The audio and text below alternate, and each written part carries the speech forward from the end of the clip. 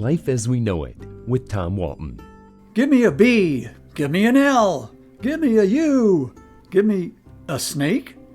I'm guessing it's going to take a while for the cheerleading squad at Bowsher High School to make the adjustment. No longer are the Southside High School's athletic teams to be known as the Rebels. Now they're Reptiles, the Blue Racers. Call me a rebel, but I don't get it. I certainly understand the motivation that prompted the change. The term rebel raises obvious connotations of the Old South, slavery, and a dark time in American history. The Yankees against the Rebels, right?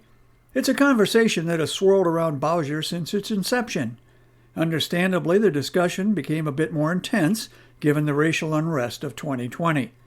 So the time was right for a change, and I have no quarrel with it. But if it was so important to get rid of rebel, how about substituting some other nickname that would acknowledge the school's location in South Toledo and also be politically correct? Maybe the Bowsher Suns. Florida gets a lot more sunshine than we do, especially during basketball season. Or perhaps the Bowsher Hurricanes. They get a lot of those down south. Instead, the teams will henceforth be known as the Bowsher Blue Racers, after a snake that apparently slithers around in some South Toledo neighborhoods, especially in the vicinity of Swan Creek Preserve Metro Park. If the Swan Creek connection is deemed so relevant, why not simply rename the teams the Bowsher Swans? I have not personally observed whether there are in fact any swans in Swan Creek. Damned few would be my guess, but there certainly are a lot of swans in the Deep South. They are beautiful, graceful, and elegant creatures, and I do not consider them a symbol of racism.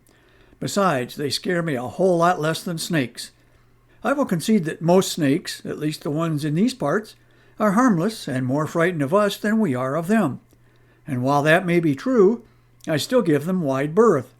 At the same time, if you want a mascot that strikes fear in an opponent, you could do a lot worse than a swan. People who think that a swan is too docile to be fearsome have obviously never encountered a swan that's having a bad day. Let's acknowledge that there is no offensive color in the new name. No red, no black, no white. Blue is a perfectly harmless and basically neutral color. I can't imagine anyone being offended by blue, except, if you're a Smurf. I did a little checking into the Blue Racer, and while it is non-poisonous, it can be a little unpredictable, and it's prone to biting. Therefore, the Blue Racer is not an ideal choice for an individual who is new to the wonderful world of snake keeping. Not that I would ever consider it, but I am at least forewarned.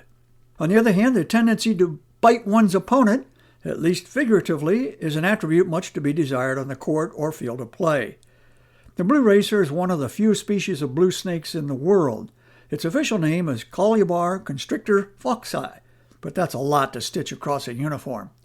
If we accept that the name change is official and done, the folks at Bowsher must also realize that full acceptance of the new name will take some time. Maybe I can help a little here by being among the first to say it. Go Blue!